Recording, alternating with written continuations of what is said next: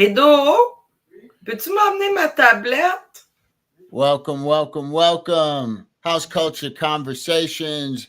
Good to see everyone. Testing, testing. We are live on YouTube. We are live on Twitch. And we are live now on Facebook. Everyone, we are excited to have with us tonight Melodrastik. How are you? I'm good. What about you? Can't complain. It's Saturday, right?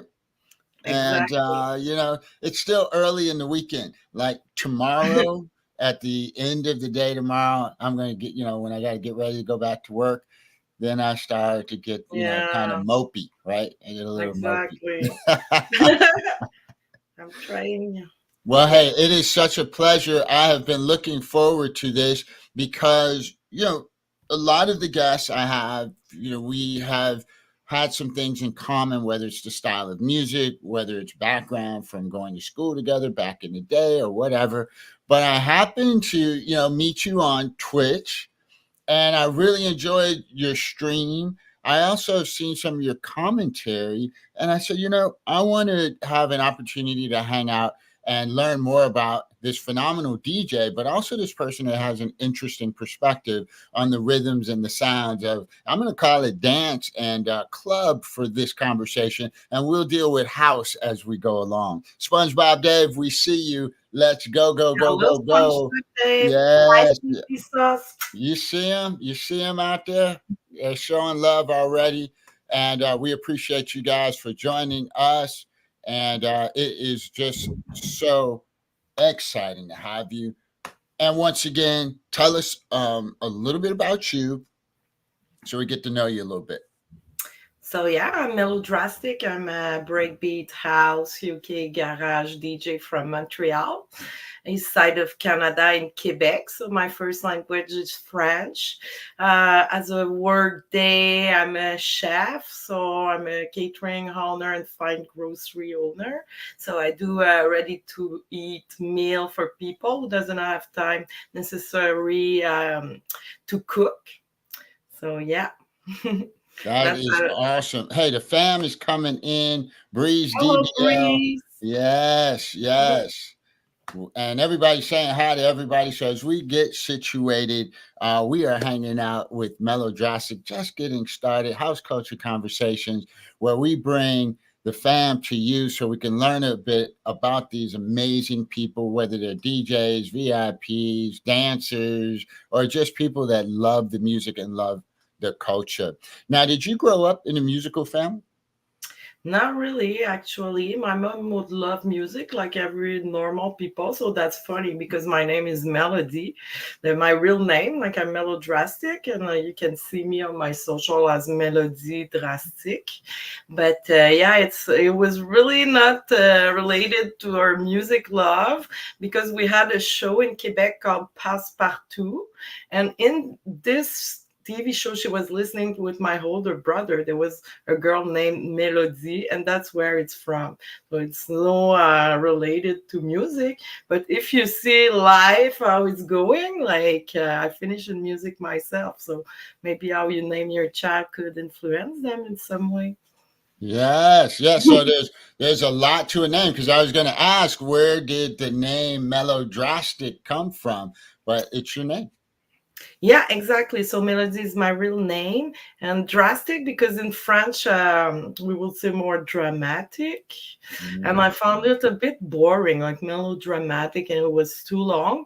So I figured I am like, yeah, you had like this side of me was always like smooth with the mellow beats, and the other side I would like out of nowhere drop a big breaks and like freak everyone out. So that was more the drastic side because you never know what's gonna happen. And still up to 2 days, like 18 years later, I'm still doing that. Like in my shows, like it will have like some atmospheric stuff, and then boom, and then I'm bringing the bangers. And hey, listen, she is not kidding, folks. If you have not hung out and just listened in on a Melodrastik set, it is a odyssey. It is a treat. It's so much fun. Now you gotta grease your knees down. If you're a little older like me, you gotta be ready to go because she can rev up the BPMs. When did you start getting into DJing? So, my first, I went to my first rave. I was really young. I was 15 years old. And then I was watching the DJs and stuff like that. It was really something like crazy for me. Like, I went to in the electronic music, like in the 90s when I discovered stuff like the Chemical Brothers. For me, it was hallucinating. And all the videos and like, like the drugs related back in the 90s, like people were doing acid, and I was like a neat teenager trying stuff. And when I met, like, I saw this the Setting Sun video of the Chemical Brothers, like it blew my mind. It really changed my life. And like, I had to go to a rave. It was like a mission. So I hanged out for years dancing and like helping how I can in this rave community. And then in 2006, uh, a bit earlier, because I started mixing in public in 2006. So around maybe 2005, I bought myself two turntables and one book because everyone like wanted to show me, I was a young woman and like, oh yeah, I'll come to your house and show you how to mix. And I was like, oh no, I don't need anyone. So I bought that book, and seriously, it was the best book you could ever had. Like there was step and like the phrasing, and I would do everything by myself for like a whole year. And then people start booking me in clubs and stuff like that. But yeah, it all started with a book. Everybody wants the book now, so you're gonna have to find that book, and you're gonna have to send it to all of us because everybody wants to read that book. It was Because actually a wonderful book, and it has like all like the master like who gave advice to the DJs. I really had to find that book again, but I think a lot of people today are missing those steps. Like it was one by one. They're like, "Oh, we're ready to beat match," but it's not only about beat matching. You have to understand the phrase and like the melody and stuff like that, and the yeah, so but I'm an autodidact, so for me it was easier like that to learn by myself. And I don't like when people try to show me things, like I always been like that. So that's how it started. And then I bought records and yeah, lost so many money like everyone on records back in the days, but was worth it. And I never sold any of my vinyl collections, so still up there with me. still have them with you. So now, SpongeBob Dave made a comment. He said, "There's so many great female DJs from Canada." Is that true? It's true. Now with Twitch, I see most of them because for I know in Montreal there are some, especially in the bass music community, like there's some girls, but like not that much. In house music, there's a lot in of women in general, but like if you look in drum and bass and stuff like that, you don't see Mhm. like that much girls going to that kind of beats. And that's why I even started in Montreal. We have a crew of female. It's called Bass Girls from the Block, and we are trying to showcase people like girls from Montreal, but locals and outsider. We had like Euphonique, who's a really great producer, vocalist from the UK, and showcasing more the talent of these women. Because I feel like there's still step to do, like in breaks and stuff. There, it depends really of the genre of music, but yeah, there's a lot of great DJs for real. But I met them on Twitch as well, even in Montreal. Now I'm like, oh wow, she's from Montreal. I didn't even know about that. And I would say today there's a lot of girl DJ. But when I started in 2006, I felt really alone in my path, and Mhm. like I had to do some push here and there because I wasn't like really taken seriously because I was a young girl. Especially I was maybe 23, 24. So That's interesting. I want to ask you a question about we call it how we say the term house music, right? yeah. Now, house music for me means something different than I think others may think it means. For me, house is truly a feeling. It isn't a BPM. It No, isn't 122 to 125, where a lot of people kind of put house in that kind of there's so category. many genre of house music. So even There's a in lot of breaks, genres. Yes, yeah, yeah, even in break beats, there's like house breaks. There's so yeah. I don't think we can like classify. It's like house is like break beats to me. There's not only one genre. Like you can go like especially if you compare break beats example from the UK and from Miami, we are in two different vibe totally. Like in Florida, it's more trancy sound and like big booty bass, I would say. So it really depends where you are in the world. And even for house, I spin a lot of UK house, and it's totally different music. And some people sometimes have difficulty to identify what I'm playing. I'm like, it's still house music. So I'm feeling like you, like house is really a large term. And I think it's not about BPM, it's about the vibe exactly. It's about the vibe. Midas Retouch, we see you, and we see the Candy Lady out there. I think slid on in there. We see you. Thank y'all for vibing with us on House Culture Conversation. We are having just such a good time getting to know Melodrastik, which comes from her name, Melody, which is actually a beautiful name. But Thank you. drastic is all about that alter ego where she brings the pow and the bang and at any moment in one of her sets. So, when do you have any influences? Like, who do you kind of look to, or is there certain kinds of artists or people that influence you? Yeah, but mostly my influence are from the UK in general. I started buying all my records even in UK, like from Juno back in the days. So I just switched to Juno download at some point because it was getting expensive.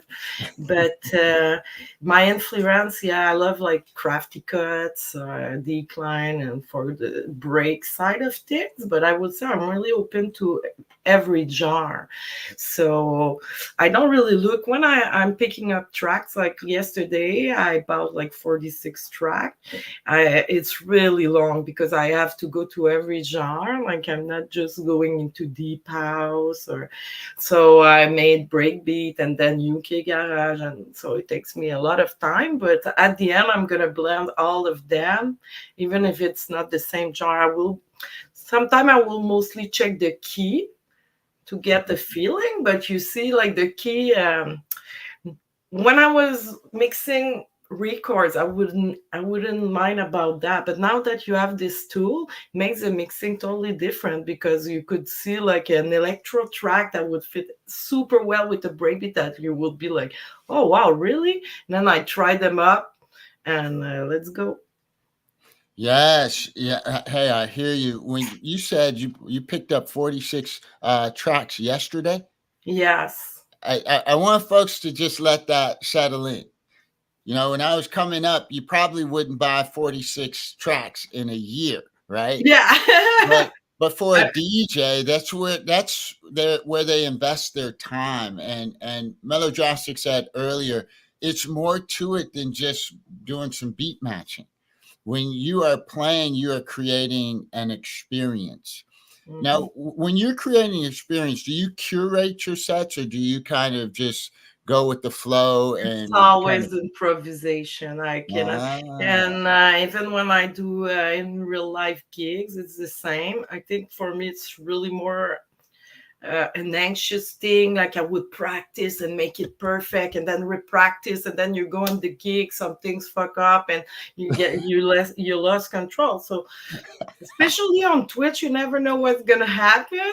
oh my So, like gosh. even today, a DJ before me, nobody could find her, so I had to play 30 more minutes. So you have to be creative. So no, I never prep my set. What I do is create a playlist, and Mm, from there, sometimes I will just like start with one track. I look at the list and I'm like, okay, then we're gonna start with this today. Then I will look, okay, it's in K 10M, and then look what I can like, and then start with that and goes for and two, just three, go. 6 hours. Who knows? Yes, yeah, I've seen you can really take a set and just create a magical experience for the folks that you stream with.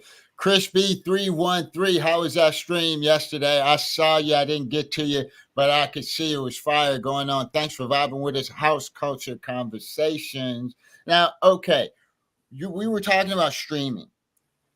What do you think about streaming, and do you think it's here to stay now, or do you think being live is really more of where people want to get back to? Oh no, I think it's gonna be more and more like that in the future. Like even for people, like work has changed. People would like work from home as like we mix from home, and I think everyone like it's a bit an introvert thing as well. Like there's one people in the front and like we can communicate, but you're not like in a club in real life. For me, it's always been easier to write things. I don't know if it's like majorly everyone like express themselves easier by writing it. So I feel like Twitch and application like that, it's like you have one person like that's in the front, but you have all the community behind, and like even if they don't know each other, like they talk together. And what I like compared to Facebook or some application like that, you don't see the picture of the person. Like okay, sometimes you have to click, but some people, some user don't have any picture, so you're gonna create like real connection based on music, not on appearance. And like we all say, oh no, I don't look at the appearance. And but if you get a friend request of someone, you're gonna judge it by the book. It's like we're mad now to that. It's the world we live in. But I feel like that yeah, we can like create real like communicate with people, and it's really like towards a passion. Some people it's like for video games, us it's for music, but I think it's needed. Sometimes I even talk about music therapy. Like I have people Mm. like that come to my stream and are like, oh man, like, it was so necessary for me. And like even if you don't talk to them, they don't feel alone. Especially like I said, the introvert people, like sometimes they need contact, but they don't want like to interact in real life because it takes so much energy. So all Mhm. this part of the planet, like that's introverted, that's bigger than we think. There's a lot of people like that that feels like forced to go out and like go in a club and talk to people. So I think it's a new reality that people enjoy a lot. Yes, yes. Well, we just said hello to Chris B313, Dream Maker Diva sliding in with the hey, hey, hey, hey, hey, hey, hey, hey, hey.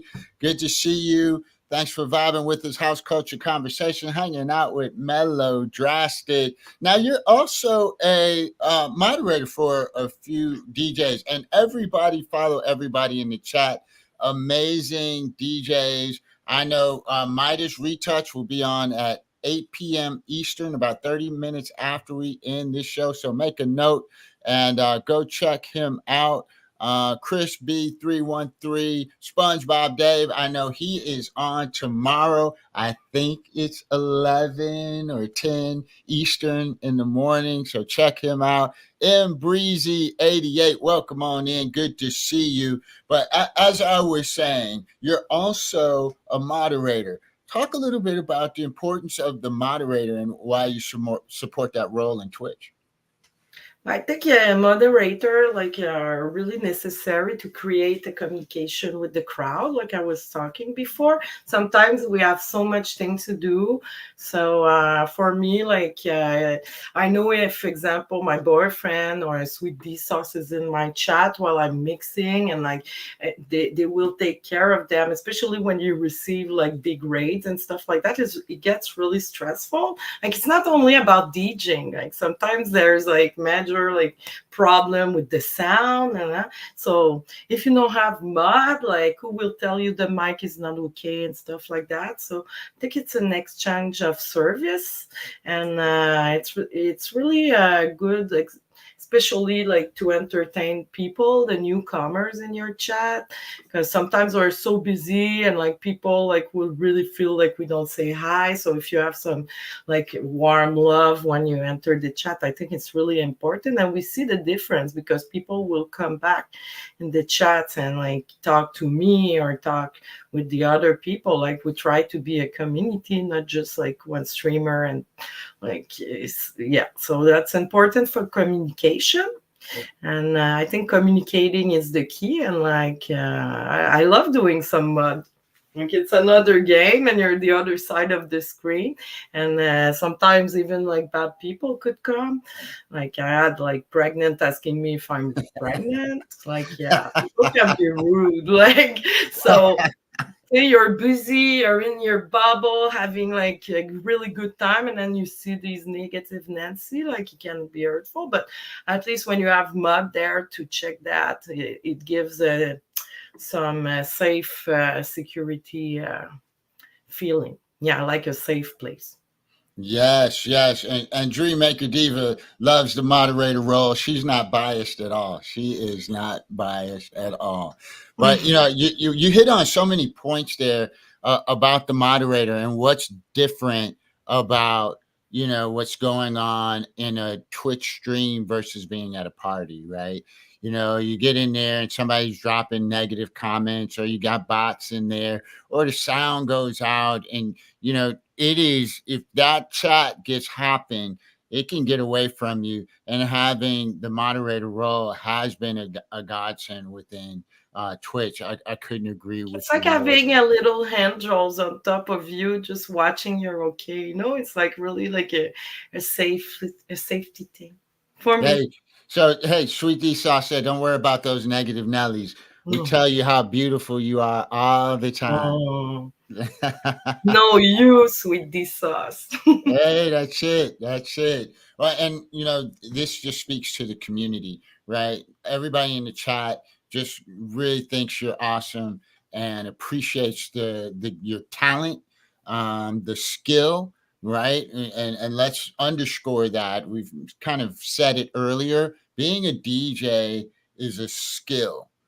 You can grab a controller and match some songs up. But I love what Midas Retouch even said in the chat. He says, I love a DJ that can take the key and move through chord changes throughout the set. And that's a talent, that's a skill, that's more than just playing records. And so I can't stress what you said earlier. Now I wanted to talk about a subject. This is National Women's History Month in the US, and I want to give you the floor to talk about women DJs, being a woman DJ, what you see as opportunity or what you love about it. Now, for I think it's easier today to work as a DJ. Like now it's normal, but like I say that, but in the kitchen it's the same. Like there's not much like girls working as chef, so I have problem with authority and I pick up jobs like that. I don't know, but for now it's going well. I think it might give me some opportunity because sometimes like there's not a lot of girls, especially like who mix bass music. So now everyone wants to be inclusive, and so when they need a bass music girl, they would hit me because there were not that much. But for uh, earlier in my career, like it could have been the opposite. Like even I remember when I switched to digital, I went to this club. It was like in Sherbrooke. It's not in Montreal. It's maybe 1-2 hours, and I was with two other guy DJ. Like, and we went there, and I have to plug my tractor scratch. And the owner of the place was like, no, there's no way a girl, I swear it said that, there's no way a girl will touch my equipment. You're gonna blow everything here. And he asked my friend to plug my material. And I was so mad, but I made like 2 hours to go to that club and DJ for that guy. Imagine.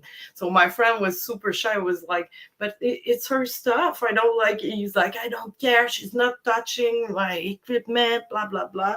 And I had like, for sure, I had like some misogynist comment as well, especially I think when I was younger, because for real, you do more mistake and people are like looking at you to see if you do a mistake. Now I do less mistakes, so they can't complain really about my skills. So maybe earlier in the career was easier, especially I was spinning vinyl. So yeah, for sure I would drop some bad mix once in a while.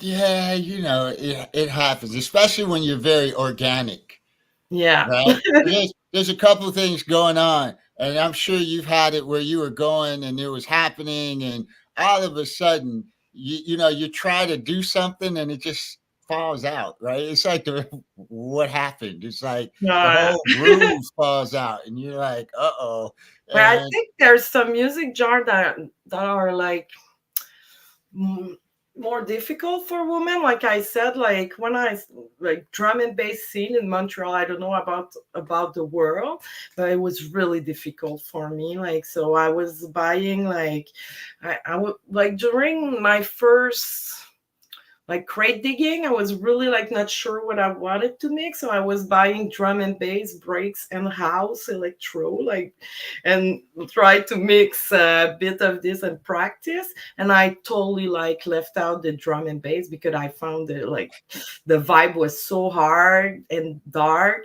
So at these days now I mix some on Twitch, but even like we're in 2024 and like I could tell you a lot of story about like me throwing drum and bass event and lots of drama around it because I'm a break DJ. So I think it's a thing of vibe as well. Like yeah, it never happened to me in the breakbeat scene, but so that made me like move to the slower BPM because I loved the drum and bass before, but I found it's like so unwelcoming for girls, especially. And you will go to the drum and bass event, and there was no girls there. It was a total sausage party. But it's true. So yeah, now there's more girls now mixing some drum and bass music, and it helps like growing the scene. But so, it's still Melodrastik, I need a definition of what's a total sausage party.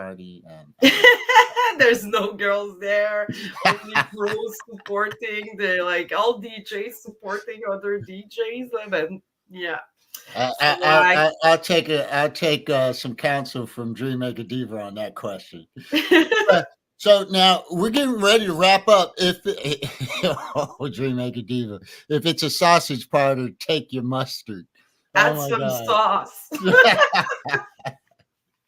So now we're getting ready to close up. Any final questions? Now, SpongeBob Dave, you usually have at least one question. Midas Retouch laughing. LMAO. Oh my gosh. Any questions? Yeah, you guys got me off. That was so funny. Any questions before I ask my last question to Melodrastik from the audience? And I'm just going to ask, and I'll look before we get ready to head out. We're going to raid out and continue to party to Lily Pita, and we're going to hang out with her and Yeah. Bob after we get done. I'm When, gonna just take a okay. second to say that because Lady Lassoff is organizing a big raid train today on Twitch. I'll be on later at 11 p.m. So Uh, Lily Pita is on right now. It's the ladies train, and then it's sweet tea sauce, and then we're gonna finish at my house at 11. So that's why I wanted to go to Lily Pita.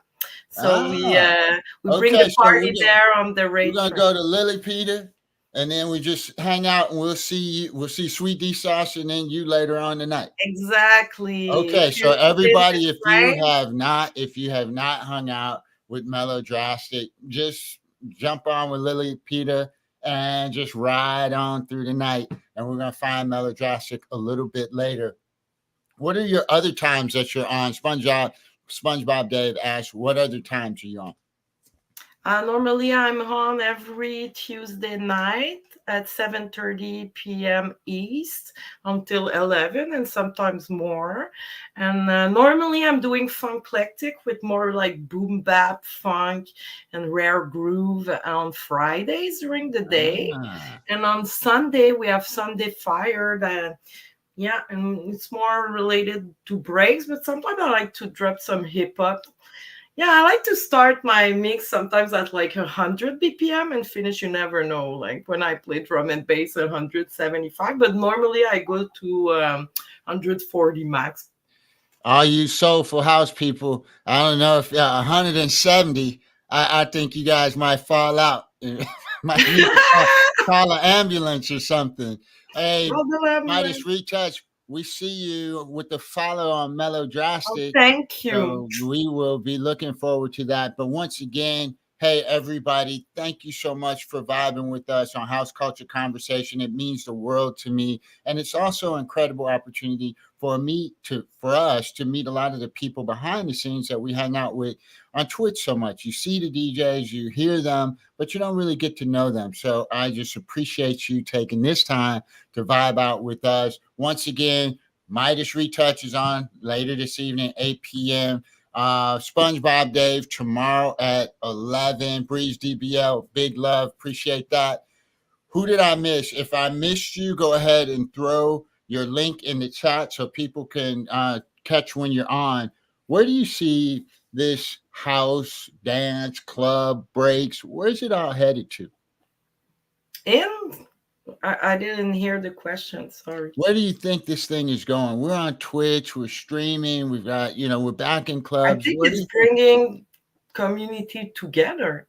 Like, Mm, and I wouldn't be here talking to you. Like, we're like so like much kilometers apart. So that's a wonderful thing about Twitch. I think here sometimes you're forced to talk to your neighbor, but here it's the fam you pick. So you make great relation towards like music you really like, and like the connection are real, even if we're like in two different like countries, or like that's yeah, I think so. And people are more and more on their cell phones, so they will not like, but I don't think we will some days remove this part of our life, but I might be wrong. So I think it's just going to help maybe like with the communication between us human. I Like love I it. said, some people prefer to write, so like these forum are important, and like we're banding together. I love it. Thank you so much. And once again, to everybody in the chat, thanks for vibing with us. We are on our way to hang out with Lily Pita. And then stick around for the train, and we will catch Melodrastic and Sweetie Sauce a little bit later. And we are just about ready to raid. Melodrastic, hold tight. Everybody else, you're off to party. Okay, give me 1 second. See everybody later.